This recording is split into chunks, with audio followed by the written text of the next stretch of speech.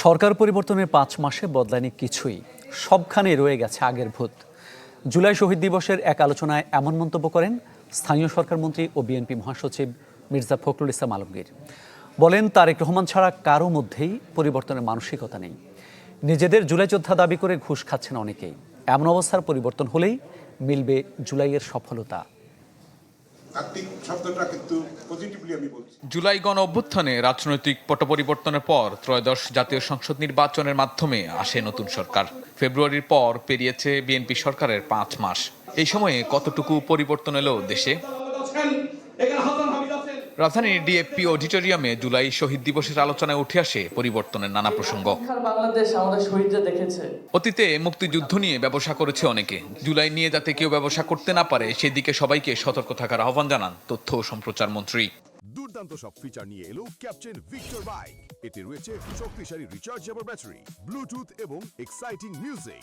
Captain Victor bike, আনন্দে বাড়ুক শৈশব। আজ আমরা জুলাই এই শহীদকে স্মরণ করার সময় আমাদেরকে খুব স্পষ্টভাবে বুঝতে হবে, স্বাধীনতা যুদ্ধের পরে যুদ্ধের চেতনাকে প্রতিষ্ঠিত করার বদলে যারা যুদ্ধের প্রকল্পকে ব্যবসার প্রকল্প হিসাবে ব্যবহার করেছিলেন, আমরা জুলাইকে নিয়ে যেন তেমনি কোনো একটি লাভজনক প্রকল্পের কোনো উদ্যোগ তাকে দেখতে না পাই। অনুষ্ঠানে স্থানীয় সরকার মন্ত্রী বলেন, সরকারের ৫ মাসে কিছুই বদলায়নি। সবার মধ্যে পরিবর্তনের মানসিকতা থাকলে জুলাই সফল হবে বলে মনে করেন মির্জা ফখরুল ইসলাম আলমগীর।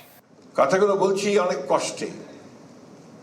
আমার এই 4-5 মাসের মন্ত্রিত্বের অভিজ্ঞতা আপনার একটু বলা দরকার।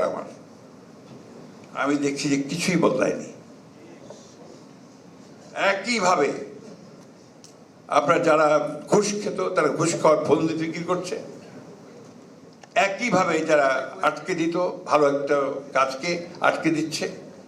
একইভাবে ওই যে আমি বললাম যে আপনার ভোল পাল্টাচ্ছে, পাল্টে দিয়ে চলে আসছে। এখন আপনার দেহে বিকাম হরিয়ার দেন দা পোপ।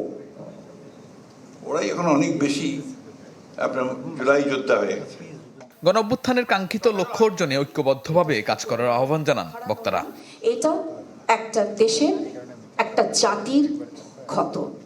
শাহনেওয়াজ বাবলু, চ্যানেল 24, ঢাকা।